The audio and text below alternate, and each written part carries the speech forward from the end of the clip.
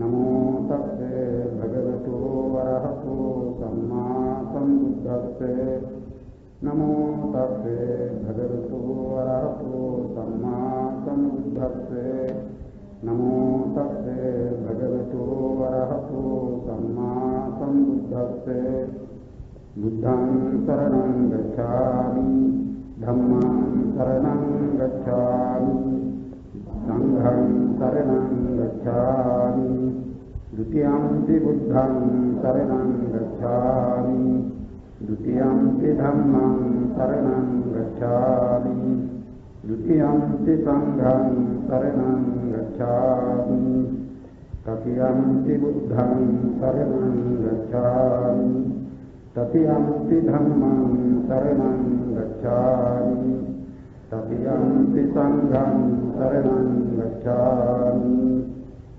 पानातिपाता वेरमणि सिक्खापदं समादयामि अदिन्नादाना वेरमणि सिक्खापदं समादयामि कामेषु मिथ्याचारा वेरमणि सिक्खापदं समादयामि मुसावादा वेरमणि सिक्खापदं समादयामि पिशुना वाचा वेरमणि सिक्खापदं समादयामि हरुषा वाचा वेरमणि सिक्खापदं समादयामि संसप्पलापा वेरमणि सिक्खापदं समादयामि मिथ्याजीवा वेरमणि सिक्खापदं समादयामि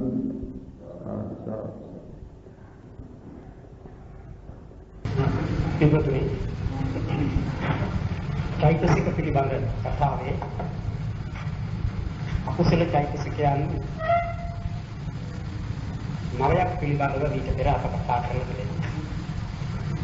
මෝහ, අහිරික, අනුත්තප්ප, උද්ධච්ච ඒ සතරට කියවේ මෝහ චතුස්කය කියලා. ලෝභ, ditthi, මාන කියන චෛතසික තුන ඒවාට කියවේ ලෝභ ත්‍රිකය කියලා. ඊළඟට දෝෂ චතුස්කය, දෝෂ ඉස්සා මච්චරිය කුක්කුච්චකය. මේ චෛතසික හතර පිළිබඳවයි අප පසුගිය දිනදී කතා කොට නැවත. ඊළඟට අකුසල චෛතසිකයන්ගෙන් කියන්නට ඉතුරු වෙලා තිබෙන්නේ තීන විද්ධ විචිකිච්ඡා කියන චෛතසික තුන. තීනය නිද්දය කියන මේවා ධර්ම දෙකක්, චෛතසික දෙකක්. ඒ දෙක හැම විටම එකටමයි ඇතිවත් පවතින්නේ. ඒ නිසා නීවරණ දේශනාවේදී බුදුරජාණන් වහන්සේ තීන නිද්ද නීවරණයයි එක නීවරණයක් වශයෙන් වදාළා. තීනය කියන්නේ සිතේ ගිලන් බව, සිතේ මැලි බව. නිද්දයයි කියන්නේ චෛතසිකයන්ගේ මැලි බව.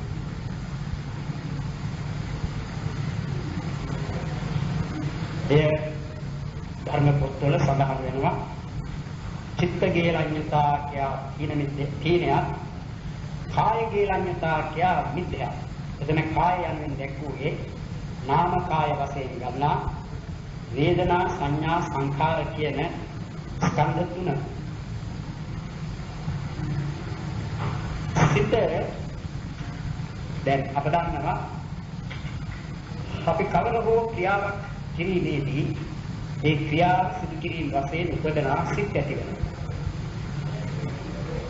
ඇතැම් විටක එකම ක්‍රියාවක් බොහෝ වේලා කරමින් සිටින විට මේ තීන මිද්ද ස්වභාවය නැත්නම් තීන මිද්ද කියන ධර්ම උපදින.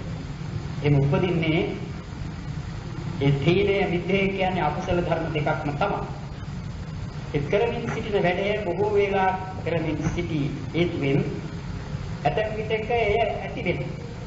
ඒ ඇති වෙනවයි කියන්නේ දැන් මේ නවත්වනවා නම් හොඳයි කියන එහෙම නැත්නම් වෙන දෙයක් අපේක්ෂා කරන සිත් ඇති වෙනවා.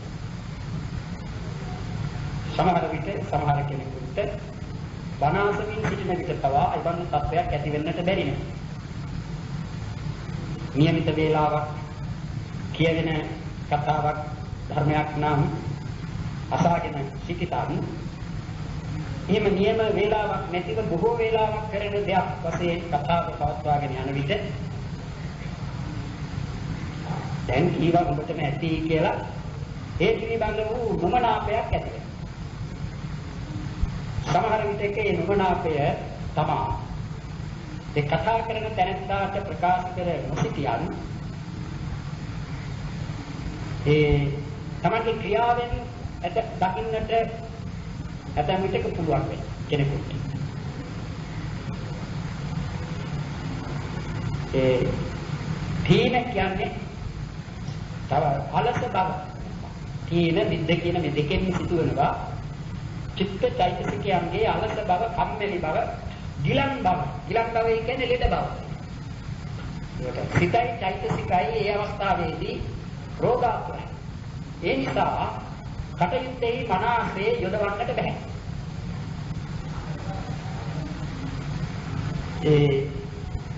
ඒ දෙක දිගටම ඇති වුණොත් ඇතැම් විටක කෙනෙකුට නිින්ද පවා ඇතිවන්නට ඉඩ තිබෙනවා. සමහර විටක නිදා ගැටෙන්නට උනත් එය හේතු වෙනවා.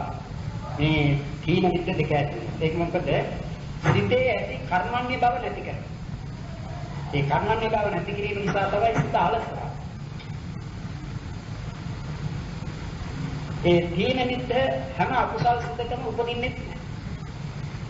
උපදින්නේ සසංඛාරික අකුසල් සිත් පහේ. ඒ සසංඛාරික අකුසල් සිත් පහ හැම විටම තීන විද්‍යයන්ගෙන් යුක්ත වන්නේ නැහැ. තීන විද්ද උපදිතොත් උපදින්නේ සසංඛාරික සිත්. ඒ සසංඛාරික සිත් ඇති වෙනවා තීන විද්ද නැතිව.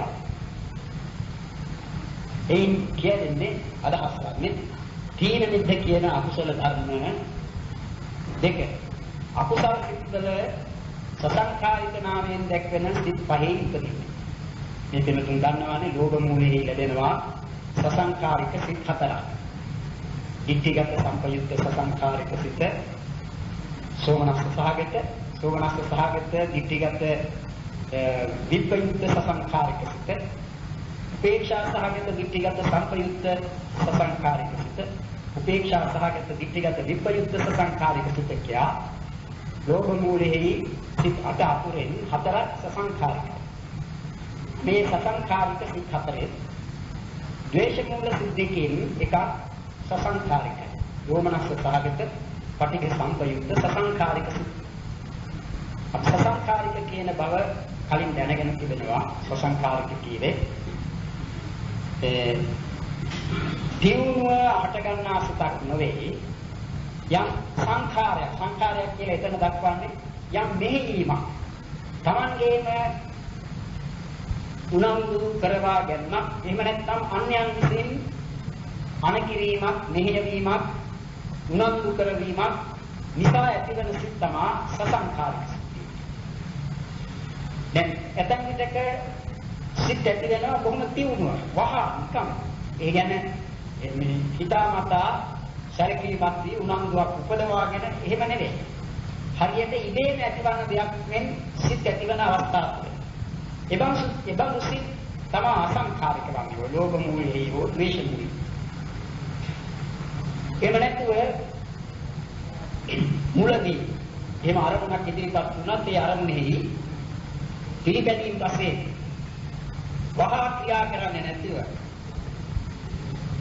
සිතලා අතලා කල්පනා කරලා පසුව ඒ සිදුවන යහපත හෝ වාසිය, ලාභය ආදී සලකලා එහෙම නැත්නම් දැන් තවත් පිටක බොහොම ඉවසලා අන්තිමට බැරිම තැන වගේ කෝපය ඇති කරගෙන තරහා පොදවාගෙන යම් ක්‍රියා කරන්න කෙනෙකු. අන්න එහෙම අවස්ථාවක කෙනෙකුගේ සිතේ ඔය සසංඛාරික සිත් උපදින.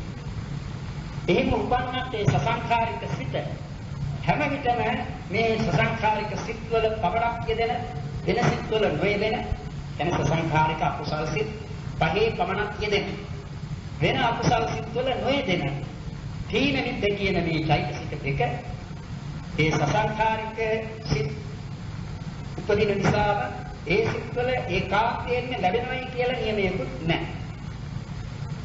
දැන් ඒකෙන් තේරුම් ගන්නට ඕනේ කුමක්? ඒ තීන මිද්ද ලැබෙන සසංඛාරික සිත් උපදන අවස්ථාව ඒ සිත උපදන තැනැත්තාටම වුවන් ප්‍රකට විය යුතු සිතක් වෙනවා. මොකද ඒ සිතේ තිබෙන මන්ද වේග ගතිය නැත්නම් ඒ ව්‍යාපාර ශක්තියේ තිබෙන අඩුකම අකර්මණ්‍ය ස්වභාවය කියන මේ නිසා ඒ සිතේ තරම නැත්තාට වටහා ගන්නට පුළුවන්. ඒබඳු ධර්ම දෙකක් තමයි තීන මිද්ද කියන්නේ. ඒ තීනය සිතේ කියලා චිත්ත ගේලඤ්ඤතා සිතේ ගිලන් බව. මිද්ද චේතසික ගේලඤ්ඤතා සිත චෛතසිකයන්ගේ ගිලන් බව. චිත්ත චෛතසිකේ කියන්නේ නාම ධර්ම. ඒ නාම ධර්ම වලටම ඇතුළත් නාම ධර්ම දෙකක් තමයි මේ තීනයයි මිද්දයයි. ඒ තීනය ඇති වුණු අවස්ථාවකදී ඒ සිතේ හටගන්නා ධර්ම ඒ සිත බොහෝම අමාරුවෙන් ක්‍රියා කරනවා.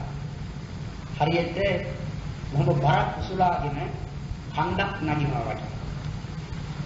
සිත ඒ කටයුත්තේ යොදවන්නට අමාරු බවක්. ඒ නිසා ඇති අනේ බඳු තත්වයක දී උපදනා චෛතසික දෙකක්සේ තීනයයි මිද්දයයි තේරුම් ගන්නට ඕන. එහෙම ඒවා ඇතිවන්නට පුළුවන් යම් යම් කරුණු නිසා සමහර කෙනෙකුට ඒ තීන මිද්ද ඇති වෙන අවස්ථාවක් තමයි ඔය බොම ආහාර අරගෙන නිදිමත ඇති වෙන අවස්ථා තිබෙන්නේ.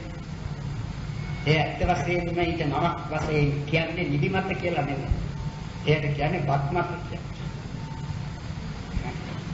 ඒ තීන මිද්ද ඇති වෙනවා ඒ තීන මිද්ද ඇතිවීමට ඒ කාරණය. තවත් මේ ඍතු ගුණය කාල ගුණය බොහෝම මේ උෂ්ණය පවත්න අවස්ථාවකදී ඒ නිදිමත ගතිය ඇතිවන්නේ මිනිසුන්ට. එතකොට ඒ කාලය ගුණයන් ඒ කෙරෙහි බලපාන. දැන් ඒ තීන මිද්ද අකුසල සිත්වල මිසක ඔයා කියවනේ අකුසල සිත් පහක් කියලා.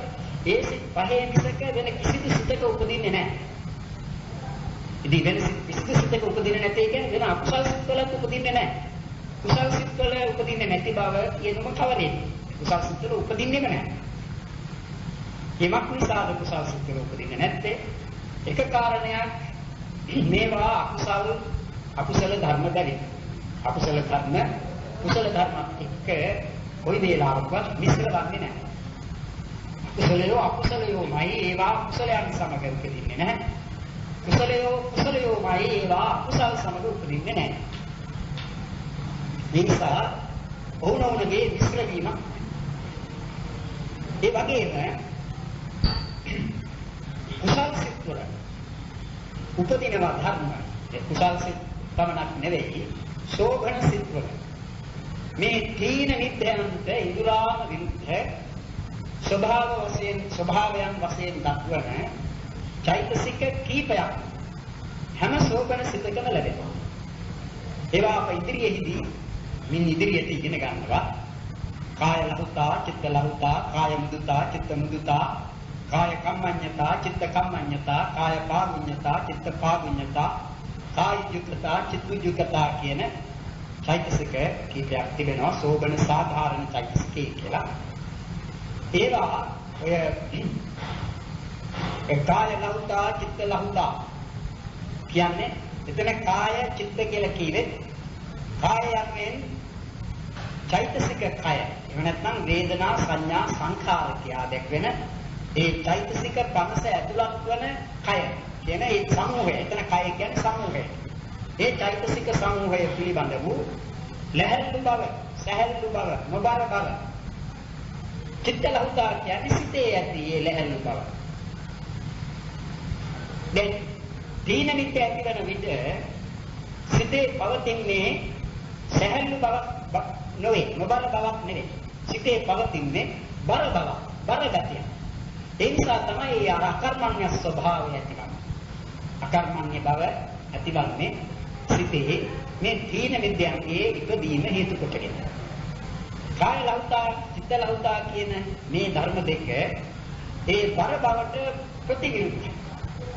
ඒ නිසා තමයි යම් සමහර විටක මේ කුසල ධර්මයක යෙදී ඉන්න විට තීන මිද්ද උපදින්නට පුළුවන්. ඒ තීන මිද්ද උපදින අවස්ථාව කුසල උපදින අවස්ථාවක් වශයෙන් කොයි වේලාවකවත් හිතා ගන්නට එපා. එහෙම අවස්ථාවලදී බාහිර කරුණු බලපාන හේතුවෙන් තීන මිද්දේ ඇති වෙනවා නම් ඒවාට කළ යුතු පිළියම්ද තිබෙනවා. දැන් සමහර විට අපට ඒ කටයුත්තේ යෙදෙන්නට බැරි අලස ගතිය ඇති වෙන විට අපි ඒ දුරු කර ගැනීම සඳහා ශරීරය ප්‍රාණවත් කර ගැනීමට තේ වතුර, කෝපි වගේ දේවල් කෙනෙක් පාවිච්චි කරනවා. සමහර විට වඩා සැරේව පාවිච්චි කරනවා. එතකොට අර ආහාරයෙන් දෙනු ලබන පෝෂණය නිසා ඒ හේතු කොටගෙන ඇති වූ අර අකර්මණ්‍ය ස්වභාවය නැතුව යනවා. නැවතත් ක්‍රියාවට යෝග්‍යයි. තව කාලයක් යනතුරු Tamanට පුළුවන් කටයුතු වල යෙදෙන්න. අනේ එහෙම අවස්ථාවක් තිබෙනවා. ඒ තීන මිද්ද වීරයට ප්‍රතිපක්ෂ ධර්ම. දැන් අනේ වීරිය කියන්නේ සිත ඔසවා ගන්න. සිත උත්සාහ කරන. සිතට වැටෙන්නට දෙන්නේ. සිතට බහින්නට දෙන්නේ. සිත නංවන ගන්න ස්වභාවය තමයි වීරිය කියන්නේ. ඒ සිතේ බහින බව ඇතිවන්නට පුළුවන් ඔය හේතු නිසා. ඒ බහින බව කියන්නේ වීරිය මඳ වෙනවා. ඔහො වීරිය නැතුවම යනවා. වීරිය මඳ වූ කල්හි මඳ වූ වීරිය මන්ද වීරිය ඇති සිතද දුර්වල සිත. ඒ වීරියගේ වශයෙන් සැලකන විට අපි කියනෝනේ වීරිය කියන එක ශක්තිය කියන තේරුමක් දෙන්න ගන්නවානේ. වීරියවන්ත මිනිසෙක් කියලා කියන්නේ ඒ වීරිය කියන එක කායික වීරිය, මානසික වීරිය කියලා මේව කොටස් දෙකකට බෙදා කතා කරනවා. ඒ කායික වීරිය කියන එක පරමාර්ථ වශයෙන් යම්කිසි ධර්මයක්සේ දක්වන්නේ නැහැ, විශේෂ ධර්මයක්. ඒ නිවායෝ ධාතුවම තමයි ඒ පිළිබඳව ගන්න. කායික වීරිය වශයෙන්. චිත්ත කිරිය වායෝ ධාතු කියලා උපදී. ඒ කායික මානසික වීරිය කියන එක තමයි විරිය චෛතසික. ඒ වීරිය මේ තරහ පෙරමින් ඇතිවන්නේ. දැන් කුසලයක දහමක යෙදී සිටින අවස්ථාවේදී ඒ සඳහා ඇතිවන්නා වූ වීරිය මඳුනොත් එවිටද මේ කුසල ධර්මෙහි යෙදෙන එක නවත්වලා අකුසල පැත්තට සිත හරවා මේ තීන මිද්ද ඇති සිත් උපදවන්නට හේතුව ඒ කාරණේ වන්නට පුළුවන්. එහෙම අවස්ථාවක භාවනා කරන බොහෝ විට බොහෝ දෙනෙකුට ඒ අවස්ථාවවලදී භාවනා කර්මය නවත්තලා වෙනත් දෙයකට සිත යොදවන්නට හේතු වන ප්‍රධාන කාරණය වෙන්නේ මේ තීන මිද්ද දෙක. තීන මිද්ද කියන මේ අලස ස්වභාවය. ඒ නිසා ඒ දෙක දැනගන්නට ඕනේ. ඒ දැනගන්නේ කොයි වෙලාවෙද? ඒ ඇතිවන වෙලාව. ඒ ඇතිවන අවස්ථාවේදී තේරුම් ගන්නට ඕන මේ තීන මිද්දයන්ගේ ඇතිවිලි වෙන්නේ. මේ තමාගේ දියුණුවට හේතු වන දියුණුව සලසාගෙන ධර්ම දෙකක් නොවේ. චිත්ත චෛතසික ධර්මයන් අලස කොට, කුසීත කොට, කටයුත්තෙන් ඉවත් කරන්නට හටගත් ධර්ම දෙකක් සේ සලකා ඒවා දුරු කරගන්නට ඒ පිළිබඳව දැනගතේ. ඒ තීන මිද්ද ආකරුවක් උපදිනවා. විශේෂයෙන් ඒවා ඇති වෙනවා නිින්දට පෙර ආතුව. සමහරක් හිතනවා මිද්දේ කියන්නේ නිින්ද නෙයි කියලා. නෑ, නිින්ද නෙවෙයි. මිද්දේ කියන්නේ ඒක ධර්මයක්. චෛතසික. ඒ දැන් ඒ තීන මිද්ද නිදා ගැනීම තීන මිද්දේ කියවොත් රහතන් වහන්සේටත් අකුසල් උපදිනවයි කියන්නේ කොහොමද? එමක් නිසාද රහතන් වහන්සේ නිදා ගන්නවා. උන්වහන්සේගේ ශරීරයේ තියෙන ඒ ගිලන් බව, වෙහෙස, පීඩාව දුරු කර ගැනීම සඳහා උන්වහන්සේ සැතපෙනවා. ඒ තීන මිද්ද ඇති වෙලා නෙවෙයි. එහෙත් අනිත් අයට බොහෝ විට ඒ නිදා ගන්න නැත්නම් නිින්දට පෙර බොහෝ විට අවදි වුණාට පසුව කියන්නේ අවදි වූ අවස්ථාවේදීම ඒ එකම වාගේ තීන මිද්ද සිත්වල ඇති වෙන්නට පුළුවන්. ඔය විදිහට තේරුම් ගන්න තීන මිද්ද කියන මේ ධර්ම දෙක ස්වභාව වශයෙන් එකම කෘත්‍යයක් කරන්නේ. ඒ කෘත්‍ය නානත්වයක් දක්වන්නේ ඒ ගිලන් බව ඇති කරන ධර්මයන් වෙනකොට දක්වා තිබෙන බැරි. සිතේ ගිලන් බව සිදු කරන ධර්මය තීනයයි. චෛතසිකයන්ගේ ගිලන් බව සිදු කරන ධර්මය මිද්දයයි කියලා මේ දෙක දක්වලා. මේ දෙකෙන් කෙරෙන කෘත්‍ය සමානත්වයේ හේතු කොටගෙන තමයි බුදුරජාණන් වහන්සේ තීන මිද්ද නීවරණ කියලා මේ දෙක ධර්ම දෙක එකක් වශයෙන් වදාරලා තියෙන නීවරණ ධර්මයක් කියලා. දොරේ නීවරණයි කියවමක් නිසාද? කුසල ධර්මයන් ආවරණය කරන නිසා. නිවන් මඟ අවුරන නිසා. ධ්‍යාන මාර්ගය අවුරන නිසා. නීවරණ කියන්නේ ආවරණන්ති නීවරණ. ආවරණ වෙන බැවිනුයි නීවරණ. මොනවද ආවරණය කරන්නේ? වසන්නේ ධ්‍යාන මාර්ග ඵල කියන මේවා. ඒකට ඒවා ලබන්නේ කුසල්. නැත්නම් කුසල් ඇති වෙන්නට ඕන. ඒතර කුසල් මඟ කුසල් අවුරා ගමන ධර්ම දෙකක් බැවින් මේ දෙක එක නීවරණයක් සේගෙන තීන මිද්ද නීවරණයයි බුදුරජාණන් වහන්සේ වදාළා. ඊළඟට එන්නේ විචිකිච්ඡා කියන ධර්ම. මෝහ, අහිරික, අනුත්තප්ප, උද්ධච්ච, ලෝභ, ditthi, මාන, දෝෂ, ඉස්සා, අච්චරය, කුක්කුච්ච, තීන මිද්ද විචිකිච්ඡා. විචිකිච්ඡා කියන්නේ සැකයට. ඒ මෙතන විචිකිච්ඡා කියන්නේ මේ හැම සැකයක්ම නෙවෙයි. සමහර දෙයක් කියනවා Taman නොදන්නා. එහෙම නොදන්නා දෙයක් පිළිබඳව Tamanට එහෙමද මෙහෙමද කියලා අපි ගනිමු. යම් කිසි තැනක සිදු වූ සිද්ධියක් පිළිබඳව ඒ සිද්ධිය මුදුටු කෙනෙකුට තව කෙනෙකුගෙන් දැනගන්නට ලැබෙනවා. එහෙම දැනගන්නට ලැබුණු අවස්ථාවකදී මේ තැනැත්තා ඒ කියපු විදිහටම මේ කරුණු එතෙන්දී සිදු වුණාද? එහෙම නැත්නම් මේ කීවේ අතිශයෝක්තියෙන්ද? එහෙම නැත්නම් ඒ සිදු වුණු තරමින් මේ තැනැත්තා කීවේ නැද්ද කියලා අහන එක්කෙනාට සැක ඇති කරන්නට පුළුවන්. එහෙම සැකක් අපට ඇති වුණොත් යම් කිසිවක් පිළිබඳව එය මේ විචිකිච්ඡා කියන නීවරණයක් වශයෙන් දැක්වෙන ඒ වගේම අකුසල චෛතසිකයක් වශයෙන් දක්වන මේ විචිකිච්ඡාවම විය නොහැකි. විචිකිච්ඡා කියන්නේ සැක නොකළ යුතු, සැකයට භාජන නොවිය යුතු ඒකාන්ත සත්‍ය කරුණු පිළිබඳව යමෙකුට සැක ඇත්තේ නම්, සැකක් ඇතිවන්නේ නම් එබඳු සැකයටයි විචිකිච්ඡා කියන්නේ. දැන් කෙනෙක් තමා ලියපු පොතක් ඇයි කියලා අපට ගෙනත් යමක් දෙන්නොත් ඒ තැනත්තාගේ තිබෙන දස්කම් පිළිබඳව තමන් දන්නවා නම් සමහර විටක තමන්ට සැක ඇතිවන්නට පුළුවන් ඇත්තෙන්ද මෙය මොහු ලියපු එකක් කියලා. දැන් ඒ බඳු සැකය විචිකිච්ඡා කියන එකට ඇතුළත් වෙන්නේ නැහැ. ඊවරණ දෙක එක සිතකින් නැත්නම් එක ධර්මයකින් සිදුවන ස්වභාවයක් නෙවෙයි.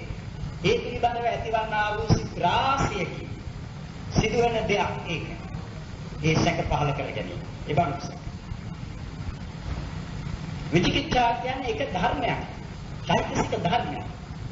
ඒ චෛතසික ධර්මයේ ස්වභාවය මොකක්ද? සැක පහළ කරගත යුතු නොවන ධර්මයන් පිළිබඳව සැකය ඇති කර ගැනීම නැත්නම් සැක කිරීම. ඒ නිසා ඒ සැක පහළ කරගත යුතු නොවන ධර්ම 8ක් කරුණු 8ක් දක්වනවා. ඒ අට තමයි බුද්ධාදී අට තැන කියලා දක්වනවා. බුද්ධාදී අට තැනක උපදනා වූ සැකය තමයි මේ විචිකිච්ඡා කියන අකුසල චෛතසිකය වල. ඒ මොනවද මේ බුද්ධාදී අට තැන? සත්තරී කංකති විචිකිච්ඡති.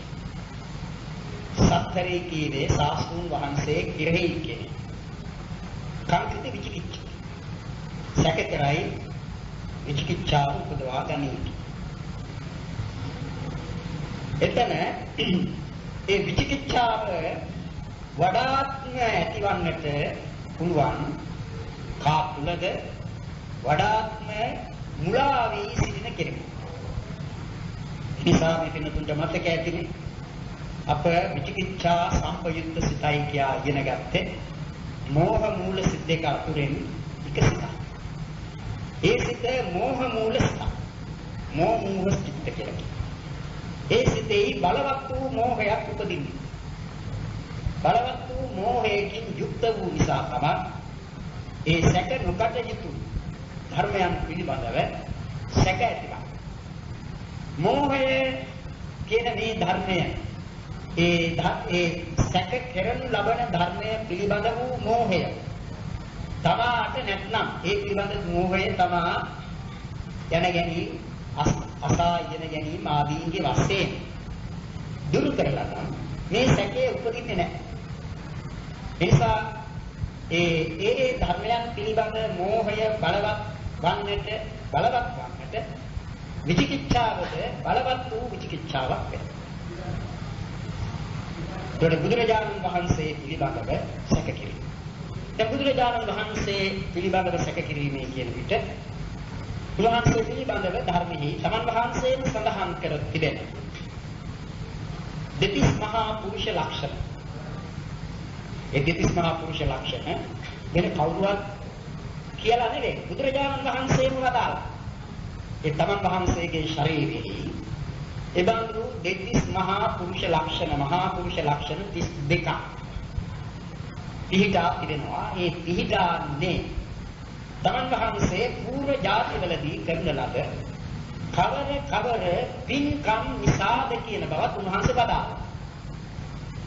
දැන් ඒ විදිහේ දෙතිස් මහා පුරුෂ ලක්ෂණයන්ගෙන් හෙළි ශරීරයක් ඇති මෙබඳු කෙනෙක් සිටින්නට පුළුවන් කියලා ඒ සිටියා කියන එකට නෙවෙයි එහෙම කෙනෙක් නොසිටි බවටයි තමාගේ පිළිගැනීම වඩා බලව තිබෙනවා. අනේ නිසා සැක කරනවා. ඒක මනක් නෙවෙයි.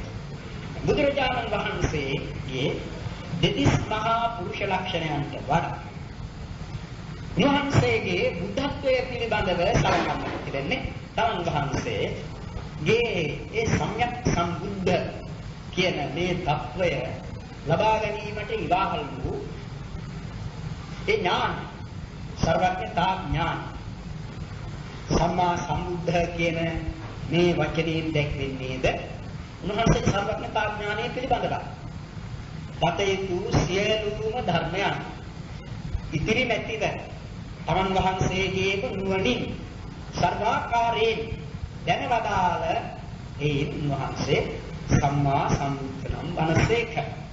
අනේ සම්මා සම්බුද්ධ කියන මෙබඳු උතුමෙක් සිටියාද කියන එක පිළිබඳව සැක කරන. එහෙම වන්නට බෑ. කොහොමද එක තැනැත්තෙක් සියල්ලම දැනගන්නේ? ඔය ආදිවාසී සැක කරන. අන්න එහෙම සැක. ඒකයි සත්තරි කංකති විචිකිච්ඡති කියන්නේ. ඉතින් ඒ සැක වඩාත් නැතිවන්නට පුළුවන් බුදුරජාණන් වහන්සේ යම් කවරෙක්ද කියා තරණකින්වත් උන්වහන්සේම දේශනා කොට වදාළ ධර්මය කියවලා බලලා අහලා ඒ ගැන සිතලා නිගමනයකටපත් වී නැහැ. ඒ සැකේ උපදින්නට පුළුවන්. එතකොට එයා ඒ පිළිබඳව පවත්නා මෝහය නිසා ඇතිවන්නා වූ සැකයක්. සත්තරේ කාංකති විචිකිච්ඡා. උන්වහන්සේගේ ධර්මයේ පිළිබඳවත් සැකයක්. ධර්මයේ කියන විට ධර්මයේ පරියාප්ති ධර්මයක්, ප්‍රතිපත්ති ධර්මයක්, ප්‍රතිවේද ධර්මයක්. නැත්නම් මේ සියල්ලම එකතු කොට කියනවා සපර්යාප්තික නවලෝකෝත්තර ශ්‍රී සද්ධර්මයේ. පර්යාප්තිය සහිත පර්යාප්තිය කියන්නේ ඉගෙනගත යුතු ත්‍රිපිටකය. ඒ ත්‍රිපිටකයේ සහිත වූ නවලෝකෝත්තර ධර්ම. නවලෝකෝත්තර ධර්ම කියන්නේ මාර්ග සිත් 4, ඵල සිත් 4 නිවන කියන මේ ලෝකෝත්තර ධර්ම. ඒවා පිළිබඳව සැක කරනවා. නිර්වාණයක් ඇත්තේද? නිවනක් තිබෙනවා. ඒ සැක. ඒ නිවන අරමුණු කොට උපදනා වූ මාර්ග සිත්ය, ඵල සිත්ය කියන විභංග සිත් තිබේද? ඒ පිළිබඳ සැකයි. එයයි ධර්මයේ පිළිබඳව සැකයි. සංඝයා පිළිබඳවත් සැකයි. සංඝයා කියන්නේ සීල සමාධ්‍යාදී ගුණයන්ගෙන් පිරිපුන් ඒ සෝවාන් ආදී මාර්ග ඵලයන්ට ලැබෙති. යුගල වශයෙන් 4ක් වූ පුද්ගල වශයෙන් 8 දෙනෙක් වූ සුපටිපන්න, උජුපටිපන්න, ඥානපටිපන්න, සාමීචිපටිපන්න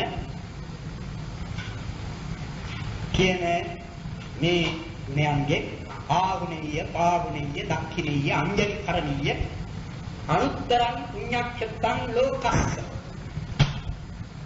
මේ කියන සැකය.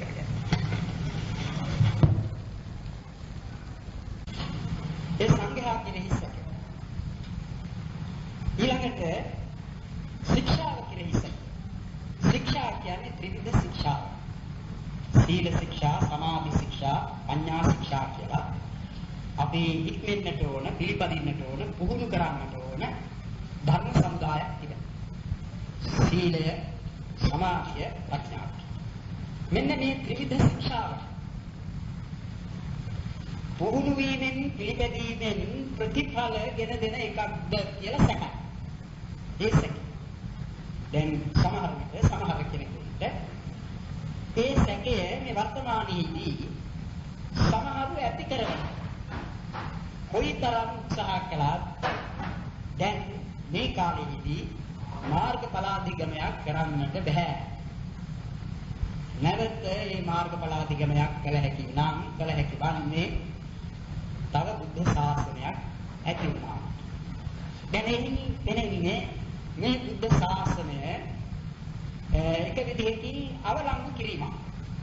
ප්‍රතිඵල ගෙන නොදෙන ශාසනයක් බවට පත් වෙලා තිබෙනවා. ඒ අදහස මිනිසුන් තුළට ඇති කරගන්නවා. මිනිසුන් තුළ ඇති කරගන්නවා සමහර දේශික පාක්ෂයක්. ඒක බැරි. මොකද ශාසනයයි කියන්නේ යම් කිසි කාලයකට පමණ සීමා වූ එකක් නෙවෙයි. එනි ප්‍රතිඵලය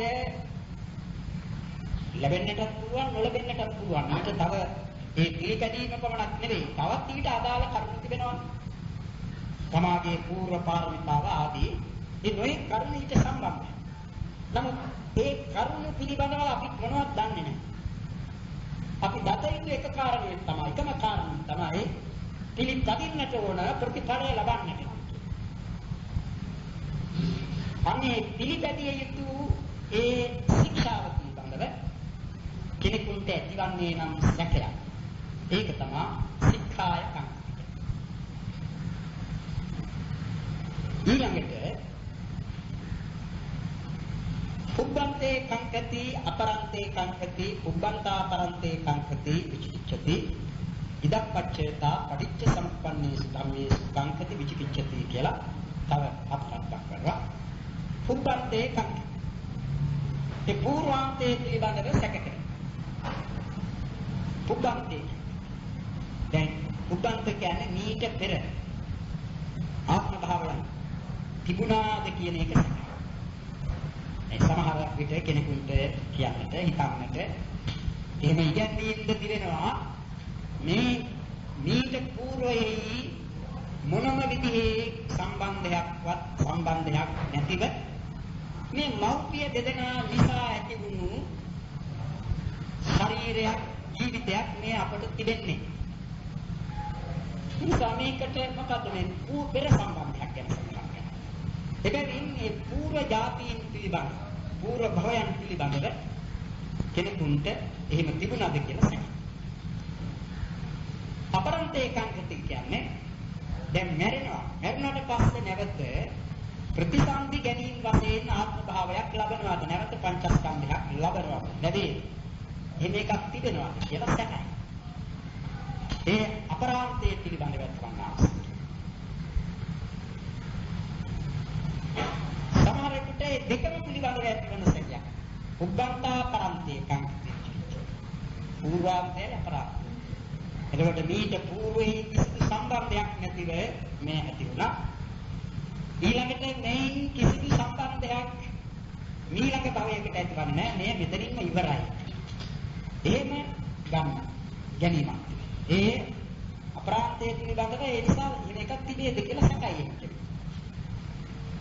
ඉදප්පච්චේතා පටිච්චසමුප්පන්නේ සම්මේ සුඛංකති විචිකිච්ඡති කියන්නේ මේ සියලුම ධර්මයන් පෙර භවයන් තිබුණා නම් ඒවා මේ භවය අනාගත භවයන කියන මේ නාම රූප ධර්මයේ කියන ඒවා ඇතිවන්නා වූ සියලුම ධර්ම හේතුන් ප්‍රත්‍යයන් නිසා හටගන්නා වූ කියන මේ ගැනීම මේ පිළිගැනීම නැති බැවින් ඒ ගැන සැකයි. ප්‍රතිච්ඡ සම්පාද ධර්මයන් පිළිබඳව සැකයි. දැන් ඒ සැක බොහෝ දුරට නැති කරගන්නට පුළුවන් කෙනෙකුට ශ්‍රද්ධාව උපදවාගෙන බණ දහම් ඉගෙනීම. නමුත් ඒ සැක ඉතිරි නොවන පරිදි දුරු කරගන්නට පුළුවන් විදර්ශනා නුවණ දිනු කරගන්න. විදර්ශනා නුවණ දිනු කරගත් සංඛා විතරණ විසුද්ධියේ කියන පච්චේ පරිග්‍රහ ඥානෙ උපදවාගත්ත තැනත්තා. එන නාම රූප ධර්මයන්ගේ හේතුන් ප්‍රත්‍යයන් දක්නා නුවණ. ඒ නුවණ උපදවාගත් තැනත්තාට పూర్වාන්තය අපරාන්තය කුබ්බන්තා පරන්තය කියන මේවා පිළිබඳව පවත්නා වූ සැක සියල්ලම පිළිවෙල. සොලස්කදයන් සැකය නැති වෙනවයි කියලා එන්නේ. අහෝසින් කුවහං අතීත මද්දානං නනුකෝ අහෝසින් අහං අතීත මද්දානං කිංකෝ අහෝසින් අහං අතීත මද්දානං කතංකෝ අහෝසින් අහං අතීත මද්දානං කිංහුත්වා කිං අහෝසින් කුවහං අතීත මද්දානං යා අතීත භවයන් පිළිබඳව ඇතිවන පස්සාකාර සැකයක් දක්වන මම අතීතෙහි වූයෙන්ද මම අතීතෙහි වූයෙන්ද අතීතෙහි කෙසේ වූයෙන්ද අතීතෙහි කවරෙක් වූයෙන්ද කෙසේ වූයෙන්ද එතන දෙක කවරෙක් වූයෙන්ද කෙසේ වූයෙන්ද අතීතෙහි කවරෙකුව සිට කවරෙක් වූයේ කියලා එහෙම අතීත භවය පිළිබඳ පස්සාකාරයක සැක අනාගත භවය පිළිබඳවත් එබඳු පස්සාකාරයක සැකයක් භවිෂාමිකෝ අහං අතීත මද්ධාන නං භවිෂාමිකෝ අහං අනාගත මද්ධාන භවිෂාමිකෝ අහං අනාගත මද්ධාන නං භවිෂාමිකෝ අහං අනාගත මද්ධාන කිං භවිෂාමිකෝ අහං අනාගත මද්ධාන කතං භවිෂාමිකෝ අහං අනාගත මද්ධාන කිං උත්වා කිං අහෝසිකෝ අහං අනාගත මද්ධාන භවිෂාමිකෝ අහං අනාගත මද්ධාන එනවා ඒ වගේම වර්තමානයේ පිළිබඳව මම කියන මේ ආත්මය කියන අරගෙන මම වෙන්න නොවෙන්න අහන්නකෝස්මි කින්නකෝ අහන්නකෝස්මි නනුකෝස්මි කින්නකෝස්මි කතන්නකෝස්මි අයන්නකෝ සත්තා කුහින් ආගතෝ සෝ කුහින් ගාමි ධනිස එන එක දක්වන දාස මේ මම වෙන්න මම නොවෙන්න ඒ කියන්නේ මම කියලා කෙනෙක් ඉන්නවා මම කියලා කෙනෙක් නැත්ද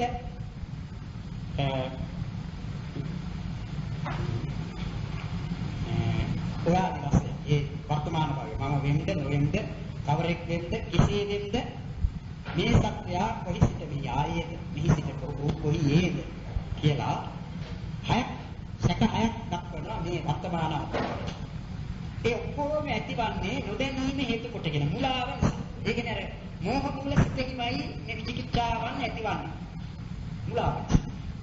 දැන් බුද්ධාගම මේ මුලාව සත්‍යයන්ට පවත්නා මුලාව දුරු කිරීම සඳහා වූම ධර්මයක්. බුද්ධාගමී කියන්නේ. ඒ බඳු ධර්මයක්.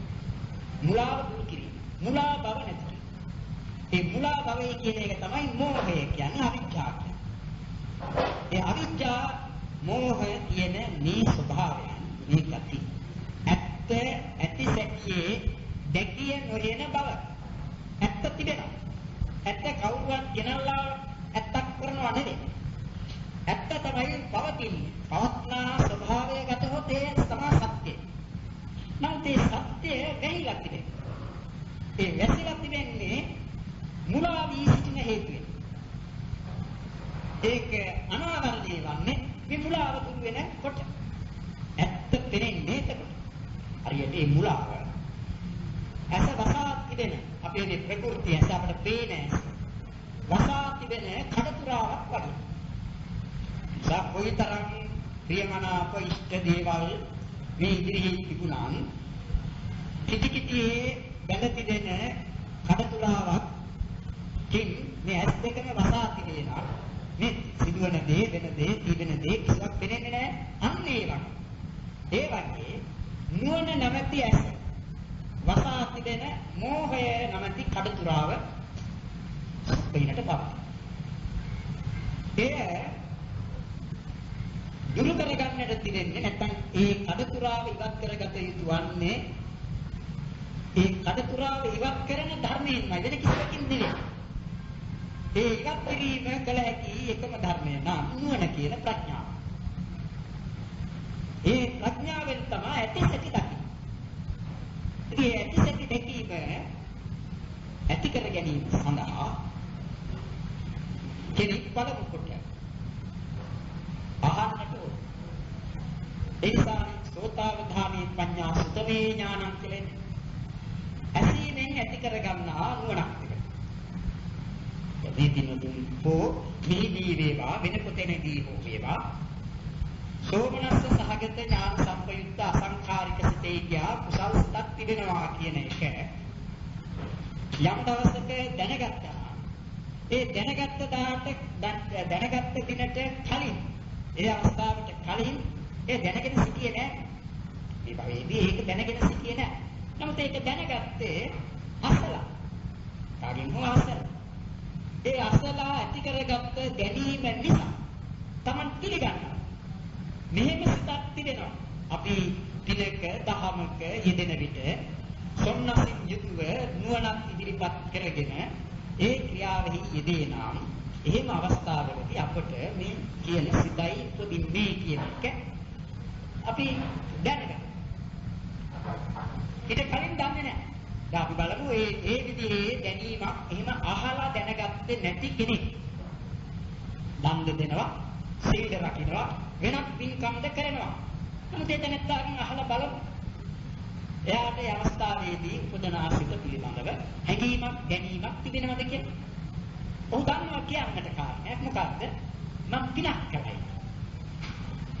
ඒ සිත පිළිබඳව දන්නේ නැහැ. සිතක් මෙහෙම ඇති උනායි කියන එක පිළිබඳ ඒ විදිහේ විග්‍රහයක් කොට දැන ගැනීමක් නොකරන ලද බැරි ඒ දැනත් දන්නේ නැහැ. ඒකට ඒ දැනගත්තේ අහලා. ඒක නුවණ. ඒක සෝතාවධානී පඤ්ඤා සුතමේ ඥාන.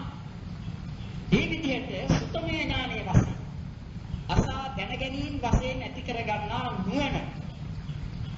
මේ එකක් දෙකක් පිළිබඳව නෙමෙයි. දැන් මේ අපි ඉගෙන ගන්න අභිධර්මයේ කියන්නේ. ඒ අභිධර්මයේ පිළිබඳව යම්තා ඉගෙන ගන්නවා නම් ඒ ඉගෙන ගන්නා හැම දෙයක් පිළිබඳවම ඒ ඉගෙන ගැනීම නිසා අප ලබන ගැනීම නුවණ සෝතාවධානී පඤ්ඤා සුතමේ ඥාන. ඉතින් දැනීම ඇති කරගන්න තරමට කෙනෙක් අර තමන්ට ඒවා නොදැන සිටි කාලයේදී ඇති වුණු ඒ සැක සාමුනින්ම සැක දුරු කිරීමක් සෝවාන් මාර්ගයේ නොකළ බැවින් වරින් වර යම් සැක මේ පිළිබඳ වූම සැක ඇතිවන්නට ඉඩ තිබුණා. කිසිවක් නොදැන සිටි කාලයේදී ඇති වූ තරම් සැක උපදින්නට නම් ඉඩක් නැහැ. අනේ නිසා ඒ සැකය දුරු කර ගැනීමට නම් කළ යුතු තිරෙන්නේ ඉගෙනීම. ඒක. අනිත් එක තමයි භාවනාව. දැන් අභිධර්මයේ කියන්නේ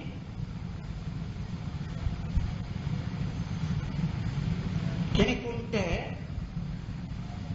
ඉගෙනගෙන ඇති කරගත යුතු ධර්මයක් වශයෙන් ඇති කරගත යුතු ධර්මයක් තමයි අභිධර්ම. නමුත් මේ අභිධර්මය ප්‍රත්‍යක්ෂ වශයෙන් දැකීමක්ද කරනවා. ඒ කරන්නේ භාවනාවේ. භාවනාවේදී ප්‍රකට වෙන ධර්ම තිබෙනවා. භාවනාවේදී ප්‍රකට වෙන මොනවද ප්‍රකට වෙන්නේ? ඒ විදර්ශනා භාවනා කරන තැනත්තා ප්‍රකට කරන්නේ අන් ධර්ම නෙවෙයි තමා පිළිබඳ වූ ප්‍රහේලිකාව තමයි අනාවරණය වෙන්නේ. මොනවද දකින්නේ? මමයි කීවේ මමයි කියන්නේ මමයි කියන මේ ප්‍රඥප්තියක් ඇතිව පවත්නේ කවරකට කියන එක ලිහා බැලීමක් සිදු වෙනවා භාවනාව. මොනවද? ඒවා තමයි නාම රූප කියලා කියන්නේ. නාම රූප. ඒක ඊට වඩා ගණනින් වැඩි කොට කියනවා නම් රූප වේදනා සංඥා සංඛාර විඥාන කියන මේ ස්කන්ධ පහ. ඒ ස්කන්ධ පහ පිළිබඳව මනා දැනීම. ඒක දැනීමට වඩා හේතු වෙන්නේ ඒක අවබෝධය. අවබෝධයක් ඇතිවන්නේ භාවනාව. ඒක කවුරුත් කියපු නිසා තමන් නිකන් හිතේ ඇති කරගත්ත හැඟීම් මාත්‍රයක් නෙවෙයි. කවුරුත් කියනවා මෙන්න පඨවි ධාතුව මෙබඳු. ආපෝ ධාතුව මෙබඳු. තේජෝ ධාතුව මෙබඳු. සිතේ කියන්නේ මේ මෙබඳු. ඒ ආදි වශයෙන් කියන. ඒ කී කරුණු අහලා දැනගෙන තමාගේ සිතෙහි ඒ පිළිබඳව යම් කිසිවක් ඇඳෙනවා, දැන්පත් වෙනවා. ඒ ඉගෙනීමක් වශයෙන්. ඒ අසා දැනගත්ත දේ තමයි. භාවනාවේදී තමන්ගේ නුවණට මේ අසා දැනගත් කරුණු ක්‍රියාත්මක කිරීම නැත්නම් අසා දැනගත් කරුණු ලිහා බැලීමක් වශයෙන් භාවනා කරනවා නම් ඒකත් හරි නෑ. ඒක නෙමෙයි කරන්නේ. තමාගේ මේ කයට ශරීරයට යොමු කරගත්ත සිතේක ඒ භාවනා කර්මෙහි යෙදෙන විට මේ අපට එකක් හැටියට පෙනෙන මේ ශරීරය පිළිබඳව ඒ වෙන්වෙන් වූ ස්වභාවයන් පෙනෙන්නට පටන් ගන්නවා ඒ අවස්ථාව. ඒකම ඒ ස්වභාවයන් දැනගැනීමෙන් ඇතිවන්නා වූ සිතද වෙන්කොට දැකිය හැකි බව. ඒ සිතද තමන් නැවත තවත් සිත් වලින් දැනගත හැකි වෙන අවස්ථා එනවා. එවිට සිතක් තිබෙන බව ඒ සිත මෙහෙම අරමුණු ගන්නවා. ඒ වේදනාවේ කියන මේ විඳීමක් තිබෙනවා, සංඥාවක් කියන හැඳිනීමක් තිබෙනවා කියන ඒ ස්වභාවයන් තමන් ප්‍රත්‍යක්ෂ කරනවා. තමන්ගේ නුවණ. ඒකයි ඒක ප්‍රත්‍යක්ෂය කියන්නේ. මේ සෝතාවධානයේ ප්‍රඥා. ඇසීමෙන් ඇති කරගන්නවා. ඒ කොයි විදිහකට හරි ඒ නුවණ ඇති කරගන්න තරමින් සැක පහ කරගන්න, දුරු කරගන්න. ඒ නිසා තමයි නුවණ උඩත් පිරිසෙයින් දිනු වෙනවා කියන්නේ මාර්ග ඵලයන් ලබන අවස්ථාව. ආර්ය මාර්ගය කියන්නේ ලෝකෝත්තර නුවණ, ලෝකෝත්තර ප්‍රඥාව. ඉන්නහා තිබෙන ලෞකික ප්‍රඥාව. ඒ ලෞකික ප්‍රඥාව ලඝු කොට සැලකිය යුතු නැහැ. ඒ ලෞකික ප්‍රඥාව දිනු කරගෙන කෙනෙකුට එකවර ලෝකෝත්තර ප්‍රඥාවට පරිණත බෑ. ඒ ලෞකික ප්‍රඥාවගේද ඒ අවස්ථාවන්ගේ වශයෙන් තිබෙනවා එකිනෙකට වැඩි එකිනෙකට වඩා දියුණු තත්ත්වයක්. විදර්ශන වශයෙන් කියනවා සංස්කාරයන්ගේ උදේවය දක්නා නුවණයි කියලා එකක් තිබෙනවා. ඒ දර්ශන. ඒ නුවණේ තරාතිරම ඒ නුවණේ තිබෙන ප්‍රබල බව නැත්නම් ඒ නුවණේ තිබෙන තත්ත්වය ගැන සලකා ළඟට පහළවන්නා වූ භංග ඥානය කියන එක. ගත්තොත් ඒ උදේවය දක්නා නුවණට වැඩි තරම් වූ නුවණක් තමයි භංගයේ දක්නා වූ නුවණ. අනේ විදිහට ගන්න. ඒකකොට නුවණේම තිබෙන තරහය. ධර්ම වශයෙන් ගත්තොත් ප්‍රඥා කියන චෛතසික. නැත්නම් සම්මා දිට්ඨිය. ඒ පූර්ව භාග වශයෙන් උපදින සම්මා දිට්ඨිය. නමුත් මේ දිට්ඨියේද සම්මා දිට්ඨියේද ඒ ප්‍රඥාවේද තරාතිරක්. දැන් අනිකුත් ධර්ම පිළිබඳවත් එහෙම කියත හැකි. මේකේ තිබෙන තරාතිරමේ කියන එකේ මේ ප්‍රඥාවේ තිබෙන දියුණු බව. දියුණු නොනක් ඇති කෙනෙකුට හරියට ප්‍රඥාවේ තිබෙනෝනේ ආලෝක බවක් කියන්නේ. පඤ්ඤා ආලෝකෝ කියන්නේ. ඒ ආලෝකේ සමහර දෙයක් නොපෙනෙන ඊට වඩා ගොරෝසු දෙයක් පෙනෙන ආලෝකයක් තිබෙන්නට පුළුවන්. තවත් ආලෝකයක් තිබෙන්නට පුළුවන්. අර ගොරෝසු දේ පමණක් දැකීමට උදව් වන ආලෝකයට වඩා ඊට වඩා සියුම් දෙයක් දැකීමට උපකාර වන ආලෝකය. එහෙම තිබෙන්නට පුළුවන්. අන්න ඒ වගේ ප්‍රඥාවේ තරාතිරක්. ඒ අනුසලකන විට ඒ ලෝකෝත්තර ප්‍රඥාව ලෞකික ප්‍රඥාවට වඩා බොහෝම තරාතිරමින් ඉහළයි. ඒ தත්වයට ආවොත් කෙනෙක් මේ සැකය පිළිවන්නේ නැහැ. නමුත් මේ සැක තිබෙන්නේ ඒ தත්වය කරා යන්නට බෑ. එබැවින් මොකද කළ යුත්තේ? සැකය පුළුවන් තරම් දුරු කරගන්නට ඕනේ. ඒ ප්‍රත්‍යඥ භූමියේ සිටිය දීම.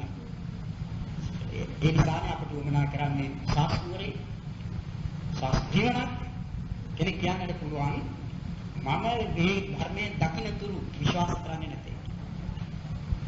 එහෙම කියන්නට පුළුවන් කෙනෙක්. ඒ නිර්වාණ ධර්මයේ මමම දකින්නතුරු එහෙම එකක් ඇතයි කියලා මා විශ්වාස කරන්නේ නැහැ කියලා කෙනෙකුට කියතේ. එහෙමනම් මේ තැනත්තාගේ ආකල්පය ඒ ධර්මයේ පිළිබඳව ඔහුට ඒ නිර්වාණ ධර්මය කවදාවත් දැකිය හැකිවන්නේ නැහැ. එමුද මේ ධර්මයක් ඇතේ කියලා ඔහුට පිළිගැනීමක් නැති වෙන්නේ. ඒ පිළිගැනීමක් තිබුණොත් තමයි ඒ ලබා ගැනීම සඳහා වෑයම කරත හැකි. වීර්යය කරන්න. ඒ නිසා අපට ශාස්ත්‍රයේ කෝණ කරන්නේ ශාස්ත්‍ර වහන්සේ කෙරෙහි පවත්වන ඒ විශ්වාසය ශ්‍රද්ධාව ඉදිරියටගෙන උන්වහන්සේ ඇදහිය යුතු දෙයක් ප්‍රකාශ. ඒ නිසා නිවනක් ඇත්තේ කියන්නේ ඒ නිර්වාණගාමී ප්‍රතිපදාවක් ඇත්තේ. ඒ ප්‍රතිපදාවේ පිළිපන්නවුන්ට ඒ නිවන සාක්ෂාත් කරගත හැකි බව කියන මේවා පිළිගෙන ධර්මයේ පිළිබඳව තියෙන සැක. ඒ ධර්මයට අනුව පිළිපැද ආර්ය භාවයටපත් සංඝයා පිළිබඳව තියෙන සැක. පෙර කෙනෙකුට එක ජීවිතයකදී කරන ලද පරිශ්‍රමයේ හේතු කොටගෙන ලෞතර බුද්ධත්වය දැනි මේ උසස් තත්වයක් එක ජීවිතයකදී කරන ලද මේ වෑයම මහන්සිය දියුණුවම නිසා ලබනවායි කියලා එක පිළිගන්නට බැහැ. ඒ සඳහා වූ ප්‍රතිපත්ති කිරීමක් පාරමිතා කිරීමක් කියන එක අවශ්‍යයි කියන එක පිළිගන්නට. එහෙම පිළිගෙන ඒකට පිළිගන්නට වෙනවා ගිය භවයක් තිබුණා. මේ භවයේ තිබෙනාක් මෙහිදී මේ ගෙන දුන්නේ යම් යම් හේතුන් නිසා නම් අනාගත භවයක් ඒබඳු හේතුන් පවතිනවා නම් ඇති වෙනවාමයි.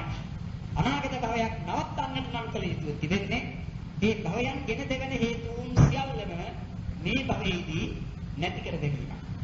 එහෙම නොකරොත් අනාගත භවයක් ලැබෙනවා. ඒ නිසා ඊට පෙර භවයේ මේ භවය ඒ වගේ අනාගත භවයක් කියන මේවා ඇති බව පිළිගන්නට. ඒ සැකයේ දුර වෙනවා. සැකයේ එතකොට ඒ පිළිබඳව ඇතිවන්නේ නැහැ. අනේ එහෙම උපන්තේ කංකති අපරන්තේ කංකති පුබ්බන්තා අපරන්තේ කංකති පටිච්ච සමුප්පන්නේ ධම්මේ කංකති. ඉදක්පච්චේත.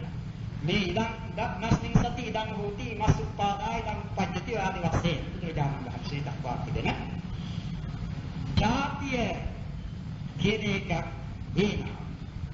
ඒ ඇති වෙන තුරුම ඒ ජාතියක් වන්නේ නම් ජරා මරණ කියන එක වලකින්න ඇති වෙන. ජාතිය ජාතිය ඇතිවන්නේ. ජාතිය ඇතිවන්නේ ඒ ජාතිය ගෙන දීමට ඉවහල් වෙන කර්ම භවයයි කියන එක ඇත්තේ. ඒ ඇතිවන්නේ පාදාන කියන කොටසක් කියලා මේ භවය නැත්තම් මේ ස්කන්ධයන් ලෝභයෙන් දික්තියෙන් තදින් අල්ලා ගැනීමක් තිබෙන උපාදාන. ඒ නිසා භවයේ කියන ඒ කර්ම භවයන් නැත්තේ. ඔය විදිහට තණ්හා ආදී මේ හේතුන් ප්‍රත්‍යක් පිළිබඳව දැකිය හැකි බවක් පිළිගන්නා බවක් තිබෙන්නට. එතකොට පටිච්චසමුප්පාද ධර්මයේ පිළිබඳ සැකය ඇතිවන්නේ නැහැ. එමෙ නැත්නම් කෙනෙකුට සැකයි. එහෙම සැක ඇතිනම් ඒ සැකේ තිබෙන්නටම හරි මේක නෙවෙයි යුතුයකම්. ඒ සැකේ දුරු කරගන්නට වුණා කරන දේ දැනගෙන. ඒ වගේට ඒ සඳහා තමයි අපිට ඉගෙනීම භාවනාව ඉගෙනීමක් ඕන කරනවා විශේෂයෙන්ම මේ විදිහේ දේවල් පිළිබඳව ඇතිවන්නා වූ සැක. නොදන්නාකම එතන නොදන්නාකම කිව්වේ එතන මුලා වීම හේතු කොටගෙනයි ඒ සැක ඇතිවන්නේ. ඒ නිසා මේ කර්ම පිළිබඳව පවත්නා වූ මුලාව කලම කොට දුරු කර ගන්නට ඕන. ඒ මුලාව දුරු කර ගන්නට දැන ගැනීම අවශ්‍යයි. මෙන්න මේ කරුණු සිතා ගන්න. ඒකට අදාළ කතා කළේ චෛතසික ධර්ම තුනක් කියනවා. ඒ තුන තමයි තීනය, විද්ධය, ඒ අකුසල චෛතසික සියල්ලම 14. ඒ අකුසල චෛතසික 14 සුදුසු පරිදි අන්‍ය සමාන චෛතසික 13ක් සමග යෙදෙනවා සිත් 12. සිත් දෙන 12නේ අකුසල සිත් 12යි. ඒ අකුසල 12යි යෙදෙන සියලුම චෛතසික ගුරු කොට ගත් කල්හි එකතු කොට ගත් කල්හි ලැබෙන්නේ 27ක්. ඒ අන්‍ය සමාන චෛතසික 13යි අකුසල චෛතසික 14යි කියන විදිහට. එයින් අන්‍ය සමාන චෛතසික 13ම මෝහ චතුස්කයයි කියන චෛතසික 4ක් කියන 17යි ලෝභයයි විද්ධියයි කියන ඉතිරි ධර්ම දෙකත් උපදිනවා. පළමුවෙනි අකුසල්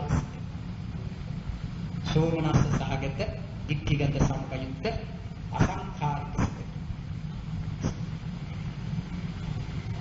ඊළඟට ඊට අනුතුරුව ලැබෙන දක්වන චෛතසික තමයි සසංඛාරික සිත. ඒ සසංඛාරික සිතට තව එකතු කරන්නට තිබෙන්නේ අද අප මේ කතාවේදී දැනගත්ත තීන මිද්ද කියන චෛතසික දෙක. ඒ දෙක අප කියවනේ සසංඛාරික සිත්වලයි යෙදෙන්නේ කියලා. හැම විටම යෙදෙනව නෙවෙයි. නමුත් යෙදෙතොත් යෙදෙන්නේ සසංඛාරික සිත්වල. ඒ සසංඛාරික සිතක යෙදෙන චෛතසික ගණන පිළිසිඳ ගැනීමේදී මේ දෙක ඊට ඇතුළත් කරන්නට ඕන. එවිට අන්‍ය සමාන චෛතසික 13ක් අකුසල සාධාරණ චෛතසික 4ක් ලෝභයයි ditthiyයි කියන මේ දෙකත් ඒවා ඒකාන්තයෙන් මේ දෙක තීන මිද්ද කියන මේ ධර්ම දෙක ඇතැම් විටක ඉන්නේ. නමුත් ඊට අන්තර්ගත කරන ඇතුළත් එහෙම ගත්තම 21ක් චෛතසික. අර මුලින් කී සිතේ ලැබෙන්නේ 19යි 20 ලැබෙන්නේ 21ක්. ඔන්න ඔය ආදි හේදයක් අපට පසුව ඉගෙන ගන්නට ලැබෙනවා. චෛතසික පිළිබඳ කතාව සම්පූර්ණ කළාට පස්සේ ඒ තමයි සංප්‍රයෝග ණය සංග්‍රහ ණය කියන ණය ක්‍රම දෙකකින් ඉගෙන ගන්න. දැන් ඊළඟ කතාව අප පවත්වන්නේ සෝබන චෛතසික මාතෘකාවට කරගෙන. සෝබන චෛතසික තිබෙනවා 25ක්. ඒකට මේ මෙතෙක් කල් අප ඉගෙන ගත්ත චෛතසික කොටස් දෙකකටයි වැටෙන්නේ. අන්‍ය සමාන චෛතසික කියන 13කුත් අකුසල චෛතසිකේ කියන 17යි. ඒ අන්‍ය සමානවල තව ප්‍රභේදයක් තිබෙනවා. සබ්බචිත්ත සාධාරණ චෛතසික 7යි ප්‍රකීර්ණක චෛතසික 6යි. ඒ කොටස් දෙකම ඒ සබ්බචිත්ත සාධාරණ ප්‍රකීර්ණක කියන ඒ චෛතසික කොටස් දෙකම එකතු කොට එක නමකින් දක්වනවා අන්‍ය සමාන චෛතසික. එහෙම කීවේ ඒවා යෙදෙන සිත්වලට අනුව ඒවා කුසල් වෙන අවස්ථා තිබෙනවා අකුසල් වෙන අවස්ථා වෙනවා තිබෙනවා විපාක ක්‍රියා මේ තත්වයන් වජනය කරනවා ඒ යෙදෙන සිත අකුසල් සිතකේ තියෙන අඤ්ඤ සමාන චෛතසික 13 දැන් අපි කියවනේ ලෝක මූල සිත අපෙහි අටින් පළමුවෙනි එක අරගෙන එහි අඤ්ඤ සමාන 13ක් මේ මෝහාදී චතුස්කයත් ලෝභ දිට්ඨි කියන දෙකක් කියන 19 එන්නයි කියන්නේ. ඒ 19ම අකුසල. ඒ 19ම අකුසල. එතකොට මේ 19ට ඇතුළත් වුණා අඤ්ඤ සමාන 13ක්. අනේ ගන්නට ඕන. ඒ නිසා ඒවාට අඤ්ඤ සමාන. ඒක කුසල සිත්වලක් දෙන්නේ. එවිට ඒ කුසල සිත්වලේ දෙන චෛතසික ගණන පිට කිරීමේදී ඒ අඤ්ඤ සමාන 13ක් අරගන්න. අපි අභිධර්මෙහි ඉහළට ඉගෙන ගන්න විට කුසල ධර්මා කියන තැනදී කුසල සිත් 21යි ඒ සමගයේ දෙන චෛතසික 38යි කියලා ගන්නෙ මේ අඤ්ඤ සමාන චෛතසික 13ත් එක්ක. ඊළඟට අකුසල ධර්මා කියන තැන අකුසල සිත් 21යි දැන් අකුසල සිත් 12යි. කුසල සිත් 21යි කුසල සිත් 21යි චෛතසික 38යි. කුසල සිත් 21යි එහි දෙන චෛතසික 38යි කියලා ගන්නවා. ඒ කුසල අකුසල ධර්මා කියන තැන අකුසල සිත් 12යි ඒ සමගයේ දෙන චෛතසික 27යි. ඒ 27යි කියන විට අඤ්ඤ සමාන 13යි